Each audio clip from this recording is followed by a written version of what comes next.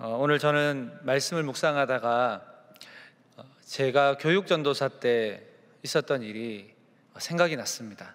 그래서 여러분들과 잠시 좀 나누려고 합니다.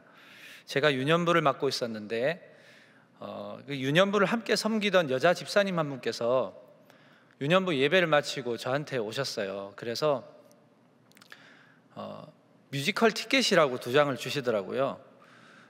그래서 웬 티켓이냐 하니까 제가 티켓을 하나 받았는데 제가 보러 갈 시간이 없어서 목사님, 전사님께서 사모님하고 같이 가셔서 보시면 좋겠다 해서 받았어요. 웬 뮤지컬 티켓이냐 하고는 되게 좋아했죠.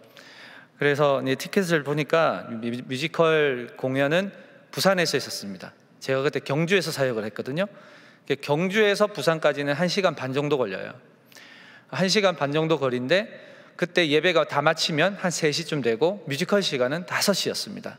그래서 대충 가면 맞겠다 싶어서 이제 마치고 이제 저 아내랑 불이 나게 부산으로 향했습니다. 그래서 다행히도 뮤지컬 시간 안에 도착을 해서 재밌겠다 하고는 이제 들어가서 입장을 하고 즐거운 마음으로 이제 앉았는데, 이제 뮤지컬 내용은 여러분도 잘 아시는 되게 유명한 건 아니에요. 그냥 그 허준, 그러니까 동의보감을 쓴 허준의 일대기인데 그 허준과 스승인 유이태에 대한 그런 뮤지컬이었어요. 되게 처음 들어보시는 뮤지컬인가 봐요. 예, 저만 본 걸로 할게요. 허준이 위대한 의학자가 되기까지 그의 의학 지식을 깨우쳐준 스승으로 알려진 유이태는 자신이 이제 죽음이 임박했을 때 그 이제 자신의 이제 제자인 허준에게 자신의 몸을 해부할 수 있도록 그렇게 허락을 하고 죽지 않습니까? 그런 이제 허준이 그 스승의 몸을 해부해서 몸의 어떤 장기와 기관들을 알아서 이제 많은 사람들의 병을 고치고 그런 도움을 준, 어찌 보면 의학의 길을 한층 더 열어준 그런 스승에 대한 그런 스토리가 담긴 뮤지컬이었는데 배우들이 되게 연기를 잘하고 관객들하고 소통도 되게 잘하고 노래도 연기도 물론이고 되게 진짜 뮤지컬처럼 너무 잘하는 거예요. 근데 마지막에 엔딩을 하면서 모든 배우들이 이제 무대에 나와서 보통 인사를 하는데 의례적인 인사겠거니 하고 계속 보고 있었어요. 계속 보고 있는데 뮤지컬에서 허준 역을 맡았던 배우 한 분이 마이크를 잡더니 이러더라고요. 허준에게도 위대한 스승이 있듯이 저희들에게도 위대한 스승이 계십니다. 저희의 스승을 모시겠습니다 하고 말하면서 한 사람을 소개하는데 깜짝 놀랐습니다. 등장한 사람은 제가 실명을 못 밝히겠어요. 우리가 너무나도 잘 아는 매우 유명한 이단의 교주였어요.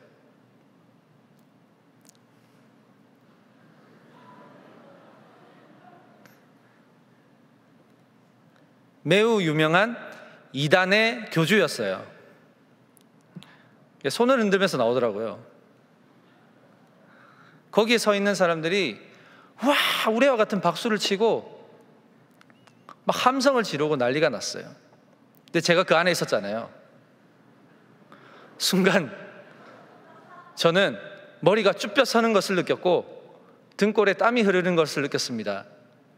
그 즉시 자리를 박차고 나왔거든요. 그런데 나가려고 하는데 건장한 청년 몇 명이 문을 막고 있는 거예요. 그래서 나 나가야겠다고 나오시라고. 그런데 그 건장한 청년이 뭐라 하냐면 저희 대표님 하시는 말씀 듣고 가시라고 그러는 거예요. 그래서 저는 너무 황당하고 기분이 나빠서 실랑이를 몇 번 했어요. 그래서 겨우 나오긴 했는데 너무 황당하고 너무 기가 막힌 거예요. 제가 농락을 당했구나, 약간 이런 생각을 하게 됐어요. 그래서 하필 주일이었고 주일 예배를 잘 드리고 기쁜 마음으로 뮤지컬을 보러 왔는데 와이프랑 이단 단체가 만든 뮤지컬이라는 것도 황당했고 나름 재밌어서 처음부터 끝까지 본 저도 상당히 답답하더라고요. 너무 자존심이 상하고 그 티켓을 주신 집사님이 너무 원망스러웠어요. 그래서 제가 그 집사님한테 전화를 해서, 집사님 도대체 나한테 왜 그러셨냐고, 나한테 무슨 악감정이 있으시냐고, 제가 무슨 뮤지컬을 봤는지 아시냐고, 어떡하시겠냐고 이렇게 말씀을 드리고 싶었지만, 이렇게 소심했던 저는 말씀을 못 드리고 차마 그냥 속으로 꾹 참고 우리 집사님한테 가서 집사님 잘 봤습니다 하고 인사를 드렸습니다. 여러분, 그래서 제가 그 티켓을, 지금 이 설교를 했었으면 티켓을 한번 보여드리는 건데, 티켓 뒷면에 보니까 유심히 그때는 못 봤어요. 뮤지컬을 보러 간다 신나가지고 뒷면을 보니까 그 2단이 가리키는 알파벳 줄임말이 떡 박혀 있더라고요. 그래서 그걸 진작 봤으면 내가 안 갔을 텐데, 뮤지컬을 본다니까 되게 신이 나가지고 급하게 부산까지 갔던 제가 참 한심했던 시간이었습니다. 여러분, 이 뮤지컬 팀이 애초에 허준과 그의 스승에 관련한 뮤지컬을 기획할 때 이미 이야기의 주인공을 누구로 염두에 두고 만들었는지 너무나도 뻔하잖아요. 그렇죠? 허준이 아닙니다. 그렇다고 허준의 스승도 아니에요. 그들이 기획하고 만든 그 주인공은 바로 그들이 믿는 그들의 교주, 그들의 스승이었어요. 이 황당한 그때의 이야기를 기억하면서 오늘 제가 생각해 본 것은 무엇이냐면, 이들이 그들의 스승을 위해서 이렇게까지 뮤지컬을 준비하고 그 교주를 드러내기 위해서 이렇게나 고퀄리티의 뮤지컬을 만들 정도로 정성을 쏟는다. 참 그 정성이 너무나도 대단하다는 생각을 하게 됨과 동시에, 그러면서 제 삶의 이야기를, 제 삶을 돌아봤을 때 제 삶의 이야기를 만약에 하나의 엑기스로 꽉 짜서 압축시켜서 짜낸다면 과연 나의 이야기 안에는 뭐가 남을까? 그 엑기스에는 뭐가 나올까 싶은 질문이 생기는 거예요. 오늘도 우리의 이야기를 여러분들은 써내려가고 있습니다. 저와 여러분의 삶의 이야기가 한마디로 표현이 된다면 여러분 무엇이 되기를 원하십니까? 저는 개인적으로 이 생각을 하면서 소망이 딱 생기는 거예요. 내 삶이 하나님이 하나님 하셨다로 마무리되고 싶은 거예요. 하나님이 하나님 하셨다. 여러분도 여러분의 삶이 온전히 하나님만 드러나시는 삶, 하나님이 하나님 하셨다라고 하는 고백이 나오는 그런 삶을 살아가시는 저와 여러분 될 수 있기를 축복합니다. 약 3주 전에 저는 선지자 엘리야의 등장을 통해 일하시는 하나님에 대한 말씀을 드린 적이 있습니다. 엘리야는 흔한 가문이나 그의 출생 과정, 그의 어떠한 특별한 부분에 대해서 언급하지 않고 그저 디셉 사람이라는 그것만 언급하고는 곧바로 시대의 선지자로 활동했던 사람이었습니다. 물론 그 시대가 매우 악했고 아합이라는 북이스라엘 왕이 통치하던 시대, 하나님을 거역하고 이세벨이라는 여인을 아내로 맞이하면서 그 여인이 섬긴 바알과 그 바알의 신상, 그 바알에게 제사하는 바알의 제사장까지 다 이스라엘로 데리고 들어오면서 그야말로 우상의 왕국을 바꾸었던 그런 사람이 아합 왕이었습니다. 이런 시대의 긴박함 가운데 엘리야는 하나님께 마치 비밀병기처럼 준비되고 연단되어서 마침내 하나님의 시간 앞에서, 이 왕 앞에서 하나님의 말씀을 선전포고하는 그런 모습을 보게 됩니다. 여호와 하나님의 이름으로 담대하게 선언하는 이 엘리야의 모습을 바라보면서 오늘 우리도 이 땅을 살아가면서 하나님에 대한 지금의 내 신앙의 현주소가 어떤지, 또 엘리야의 고백 속에 나타나는 그 하나님은 과연 나와 어떤 관계가 있는지, 나는 어떠한 하나님 앞에 신앙 고백을 하며 살아가고 있는지, 그것을 한번 돌아보고 살아보자는 그런 결단을 한 적이 있습니다.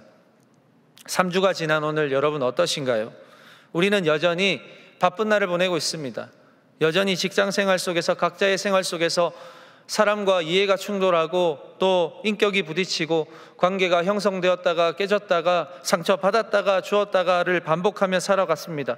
그럼에도 여전히 우리의 영역을 잘 지키고 여전히 우리는 예배를 드리고 있고 여전히 그 예배의 대상은 우리 하나님이십니다. 우리의 입술에서 여전히 하나님은 우리의 예배의 유일한 대상이시며 우리가 의지할 분임을 우리는 고백하고 있습니다. 또 오늘의 예배가 끝나고 일상의 자리로 돌아가면 또 우리는 치열한 삶을 하루하루 살게 될 것입니다. 마주하기 싫은 사람과 또 마주해야 되고, 가기 싫은 자리에 또 가야 되고, 여러 불편한 상황과 어쩔 수 없이 맞서게 되는 삶을 사는 것입니다. 분명한 사실 하나는 우리가 살아가는 모든 삶이 내가 의도한 대로 절대 되지 않는다라는 겁니다. 내가 의도한 대로 절대 흘러가지 않는다는 것입니다. 알 수 없다는 것입니다. 그래서 때로는 불안하고 때로는 염려가 되고 답답하기도 하다는 것입니다. 하나님의 일을 하다 보면은 여러분, 무모해 보이는 일들이 참 많습니다. 이게 될까? 이게 가능할까? 라고 생각되는 그런 일들이 많습니다. 그런데요, 나중에는 돌아보면 가능함은 물론이거니와 이 일을 왜 했어야 했는지의 답을 하나님이 주시더라고요. 이 일을 하나님이 하셨기 때문에 우리에게 답을 주실 수가 있는 것이죠. 하나님은 인간이 감히 할 수 없는 일을 보란듯이 보여주시기도 하시는 분입니다. 그런데 하나님은요, 너희가 이건 절대 할 수 없는 일이야 라고 보여주시면서도 이 일을 통해 알고자 하시는 그 목적이 무엇인가를 깨닫게 하시기 위해서 보여주시는 일이 더 많다라는 걸 우리는 알아야 한다는 것입니다. 그냥 하나님이 자신의 능력을 자랑하기 위해서 우리에게 보여주시는 일은 하나도 없어요. 간혹 하나 있기는 하겠습니다만은 하나님은 당신의 그 일하심에 대한 목적을 우리에게 선명하게 보여주시기 위해서 우리에게 때로는 시험도 주시고 시련도 주시고 때로는 하나님의 일을 더 크게 느끼기 위한 어떤 그런 과정들을 우리에게 허락하신다는 이야기입니다. 흘러가는 시간 속에서 하나님은 여전히 저와 여러분의 삶의 주인공이 되시기를 원하십니다. 여러분의 삶에 하나님은 지금 주인공이신가요? 마땅히 경배와 찬양이 되시는 하나님께 우리는 목소리 높여 찬양하고 날마다 경배하고 하나님께 외치지만 정작 우리의 삶의 진짜 주인이신 하나님이 하나님이 주인공이십니다라고 내가 내 입으로 스스로 마음으로 고백하며 그렇게 살아가고 있는지 말이죠. 우리 하나님께 최고의 가치를 올려드리는 것, 이것이 우리의 삶의 목적이지만 그 목적을 벗어나서 우리의 의의를 나타내고자 하는 욕심이 많을 때가 참 많다는 것입니다. 그럴 때마다 우리가 지금까지 걸어온 순간들을 좀 묵묵히 돌아보고 하나님이 새겨놓으신 그 발자취가 얼마나 내 삶에 많은지를 발견하는 시간을 좀 삼으셨으면 좋겠어요. 그래서 오직 주님만이 나의 주인공이십니다. 내 삶의 주인공이십니다. 주님의 이름 높여드리며 내 삶은 주님의 것임을 고백할 수 있는 그런 저와 여러분의 삶이 되실 수 있기를 축복합니다. 이러한 사모함을 가지고 오늘 잠시 하나님의 말씀을 나누기를 원하는데, 오늘 본문에서 보면 여호와 하나님께서 엘리야에게 특별히 명령하시는 말씀이 있습니다. 8절 말씀인데요, 우리 다 같이 한번 읽어보겠습니다. 시작. 너는 일어나 시돈에 속한 사르밧으로 가서 거기 머물라. 내가 그곳 과부에게 명령하여 내게 음식을 주게 하였느니라. 8절에서 여러분, 하나님께서 엘리야에게 가라고 명령하신 곳이 어디입니까? 시돈에 속한 사르밧이라고 하는 곳입니다. 그리고 여러분, 여기 이상한 표현이 하나 등장하는데, 그곳에 사는 과부에게 명령하여 엘리야 너에게 음식을 주게 하였다는 거예요. 얼핏 들으면 하나님이 엘리야에게 식사하라고, 함께 하라고 보내주신 것 같지만 이게 뭘 말하는 것일까요? 자, 지금 시돈에 속한 사르밧에 누가 산다고 이야기하고 있습니까? 과부가 살아요. 여러분, 신명기에 보시면 이 하나님께서 과부를 향한 어떤 마음을 갖고 계시는지, 과부가 어떤 사람인지에 대한 설명이 나옵니다. 신명기 10장 18절에 이렇게 말합니다. 고아와 과부를 위하여 정의를 행하시며 나그네를 사랑하며 그에게 떡과 옷을 주시나니. 그리고 신명기 14장 29절, 너희 중에 분깃이나 기업이 없는 레위인과 내 성중에 거류하는 객과 및 고아와 과부들이 와서 먹고 배부르게 하라. 그리하면 내 하나님 여호와께서 내 손으로 하는 범사에 내게 복을 주시리라. 그리고 신명기 24장 19절, 내가 밭에서 곡식을 벨 때 그 한 뭇을 밭에 잃어버렸거든 다시 가서 가져오지 말고 나그네와 고아와 과부를 위하여 남겨두라. 그리하면 내 하나님 여호와께서 내 손으로 하는 모든 일에 복을 내리시리라. 어떤 사람이 과부인지 대충 짐작이 되시나요?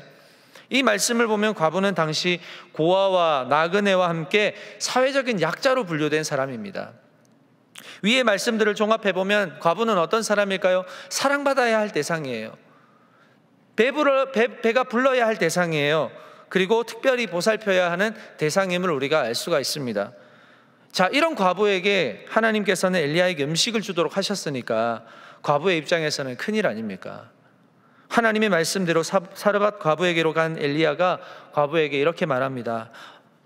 열왕기상 17장 11절에 이렇게 말합니다. 그가 가지러 갈 때에 엘리야가 그를 불러 이르되 청하건대 내 손에 떡 한 조각을 내게로 가져오라. 이렇게 이야기하자 과부가 절망적인 목소리로 이렇게 말합니다. 그가 이르되 당신의 하나님 여호와께서 살아계심을 두고 맹세하노니 나는 떡이 없고 다만 통에 가루 한 움큼과 병에 기름 조금뿐이라. 내가 나뭇가지 둘을 주워다가 나와 내 아들을 위하여 음식을 만들어 먹고 그 후에는 죽으리라. 과부에게 여러분 아들이 하나 있습니다. 이제 그 아들과 함께 통에 가루 한 움큼과 병에 기름 조금밖에 없어서 이제 이것 한 끼 만들어 먹고 나면 이제 더 이상 먹을 게 없다고 이야기하는 거예요. 후에는 우리가 죽으리라라고 이야기를 합니다. 역시나 과부는 베풀고 또 보살핌을 받아야 하는 존재가 맞습니다. 남은 한 끼는 빼앗으면 안 됩니다. 그러나 엘리야는 아랑곳하지 않고 지금 남아있는 음식 모두를 다 가지고 만들어서 떡 하나를 만들어서 나에게 가지고 오라고 이야기하는 거예요. 여러분, 이게 성경에서 말하는 공의와 사랑과 정의를 외치는 그런 장면일까요? 상대는 과부이고 그 과부에는 아들 하나가 있어서 당장 오늘 먹을 양식이 떨어지면 굶어 죽게 생겼는데 엘리야는 과연 정상적인 사고로 이야기하는 것일까요? 하나님은 과연 어떠한 의도로 이 과부의 가정에 이렇게나 가혹한 일을 행하도록 하시는 것일까요? 여러분 잘 보시면 여기에 하나님의 깊은 뜻이 숨어 있는데요, 시대적인 상황으로 봤을 때 과부가 어떤 사람이라고 말씀드렸습니까? 보살핌을 받아야 하는 사람이라고 말씀드렸습니다. 사랑해야 하는 사람, 배불러야 하는 사람, 다시 말해서 구제가 필요하고 하나님의 긍휼이 필요한 사람이라는 사실입니다. 만약에 엘리야를 하나님께서 제대로 먹이겠다고 결심을 하셨다면 과부에게 보내기보다는 부잣집에 보내셨어야죠. 부잣집에 보내셔서 그에게 명령하셔서 내 종 엘리야 선지자가 너에게로 갈 건데 진수성찬을 차려서 엘리야에게 대접해라. 그러면 한결 편하잖아요. 그렇죠? 먹을 것이 풍족한 가정에 보내셔서 먹이시는 게 더 낫잖아요. 그래야 엘리야도 실컷 먹고 힘을 내어서 하나님의 일을 감당할 것 아닙니까? 하지만 이러한 인간적인 가능성과 기준들을 다 제쳐두고 왜 하나님은 굳이 과부의 가정을 택한 것이냐는 겁니다. 답은 간단합니다. 과부의 가정을 살리고 싶어서였기 때문이에요. 과부의 가정을 살리고 싶어서였기 때문이에요. 시돈 땅 사르밧 과부는 엄밀히 따지면 이방 땅에 사는 과부입니다. 그런데 왜 하나님께서 그 이방 땅 과부의 가정을 긍휼히 여기셨을까요? 그 여인이 하나님을 믿었기 때문이에요. 자, 열왕기상 17장 12절을 보시면 이렇게 말씀합니다. 그가 이르되 당신의 하나님 여호와께서 살아계심을 두고 맹세하노니 나는 떡이 없고 다만 통에 가루 한 움큼과 병에 기름 조금뿐이라. 내가 나뭇가지 둘을 주워다가 나와 내 아들을 위하여 음식을 만들어 먹고 그 후에는 죽으리라. 당신의 하나님 여호와께서 살아계심을 두고 맹세하노니. 여러분, 이 고백은 아무나 할 수 없는 고백이에요. 하나님을 믿는 사람, 하나님을 인생의 중심을 두고 살아가는 사람만이 고백할 수 있는 삶의 고백인 거예요. 그녀는 여러분 이방 땅에 살았지만 하나님의 살아계심을 믿었던 사람입니다. 그리고 그 믿음은 곧 실천으로 이어집니다. 엘리야의 말대로 남은 것으로 음식을 만듭니다.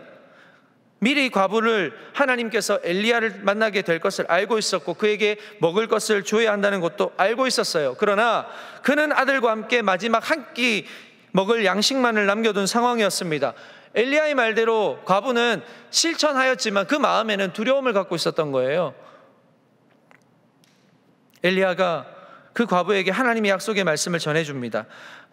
열왕기상 17장 14절입니다. 이스라엘의 하나님 여호와의 말씀이 나 여호와가 비를 지면에 내리는 날까지 그 통에 가루가 떨어지지 아니하고 그 병의 기름이 없어지지 아니하리라 하셨느니라. 순종은 하겠지만 마음에 두려움이 있었던 그 과부, 그 여인, 엘리야의 그 말에 그 과부는 믿음을 과감하게 실천합니다. 자, 17장 5절에 보니까 그가 가서 엘리야의 말대로 하였더니 라고 말합니다. 한 끼 먹을 양식이 그에겐 중요했지만 그녀가 발휘하는 믿음은 그것을 단번에 뛰어넘는 위대한 결단이었어요. 이거 한 끼 먹으면 우리는 이제 먹을 것이 없어서 죽는데 정말 위대한 믿음의 결단 아니겠어요? 여러분, 당장 한 끼 먹을 양식을 남겨놓은 과부의 심정을 여러분은 이해할 수 있으세요? 저 포함해서 우리 이해할 수 있을까요? 우리 주위에 얼마나 많은 이들이 한 끼 식사할 여유가 없어서 배를 감싸고 또 힘겨워하고 있는지 우리는 사실 피부로는 잘 알지 못합니다. 먹고 마시는데 아무런 문제가 없는 사람들은 사실 이런 걱정할 리가 없습니다. 너무나도 풍족하고 그냥 먹고 살만하니까 내일 이제 뭐 하지? 내일 어떻게 하면 좀 더 나은 삶을 살지? 이런 고민할 때 어떤 이들은 당장 다음 끼니를 걱정하고 고민하는 이들이 있다는 말입니다. 사실 연약한 우리는 이러한 먹고 마시는 상황에 상당히 민감합니다. 알고 보면 물론 풍족하게 있을 때야 걱정을 하지 않지만 뭔가 부족하다고 느끼거나 없다고 느끼면 곧바로 예민해져요. 그리고 공고한 상황에서, 없는 상황에서 하나님이 너의 것을 드려라 라고 말씀하실 때는 극도로 예민해지는 존재가 바로 우리들입니다. 넘치게 주셔야 하나님 뭘 드리죠. 좀 남는 게 있어야 하나님께 좀 드리죠. 그런데 이것만 주시면 제가 어떻게 하나님께 드립니까? 이렇게 불평하는 게 바로 우리들입니다. 하나님께 받고서도 불평하는 나 자신을 볼 때는 혹시 없으십니까? 자동차가 필요해서 하나님께 자동차를 달라고 기도했습니다. 근데 자동차를 주셨습니다. 근데 보니까 나만 탈 수 있는 경차를 주셨습니다. 자, 기도했어요. 하나님, 나 차가 없는데 자동차를 하나 주세요. 하나님이 주셨단 말이에요. 참 감사한 일이죠. 내 스스로는 마련할 수 없는 자동차였는데 하나님 주셨단 말이에요. 근데 보니까 나만 탈 수 있는 경차예요.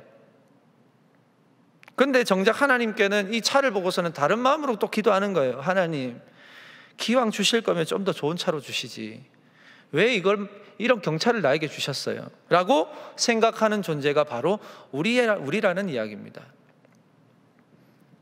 주기도문을 외우시는 분들이 거의 대부분이실 텐데 우리가 주기도문으로 하나님께 기도할 때가 있습니다. 이 주기도문은 예수님께서 우리에게 가르쳐 주신 기도입니다. 이 기도에 보시면 한 부분이 이렇게 나옵니다. 마태복음 6장 11절에 오늘 우리에게 일용할 양식을 주시옵고. 표준 세번역으로 이 일용할 양식을 보니까 필요한 양식 이렇게 해석을 합니다. 이게 무슨 말일까요? 표준 세번역으로 보면 필요한 양식이라고 말하는데 또는 다른 번역으로는 내일 먹을 양식 이렇게 번역을 하고 있어요. 여러분, 우리에게 필요한 양식을 주신다는 것은 매일매일 우리의 삶에 필요한 것을 끊임없이 공급하신다는 말씀이고, 그만큼 하나님은 저와 여러분의 삶의 매 순간을 촉각을 곤두세워서 여러분을 바라보고 계신다는 사실을 말하는 겁니다. 무엇을 의미할까요? 하나님이 우리에게 원하는 것이 과연 무엇이냐는 것입니다. 뭘까요, 여러분? 감사입니다. 감사. 알고 보면 여러분, 감사의 기준은 거창하지 않습니다. 필요한 양식으로 먹을 수 있는 정도에도 감사할 줄 아는 거, 내일 먹을 양식이 있다는 것에 감사하는 거, 당장 오늘 먹을 수 있음에도 감사할 줄 아는 거. 출애굽기 16장에 보시면 먹을 것이 없어서 불평하는 이스라엘 백성들에게 하나님께서는 하늘의 양식을 내려주시잖아요. 주시면서 어떻게 말씀하시는지 보실까요? 출애굽기 16장 4절에 그때의 여호와께서 모세에게 이르시되 보라, 내가 너희를 위하여 하늘에서 양식을 비같이 내리리니 백성이 나가서 일용할 것을 날마다 거둘 것이라. 이같이 하여 그들이 내 율법을 준행하나 아니하나 내가 시험하리라. 비같이 하늘에서 내린대요. 근데 욕심 많은 인간들은 어떻게 할까요? 사람들은 다 쓸어 모으겠죠. 그러나 하나님이 법칙을 정하셨어요. 일용할 양식을 거두어라. 여러분, 정리하자면 일용할 양식이 주는 의미가 무엇일까요?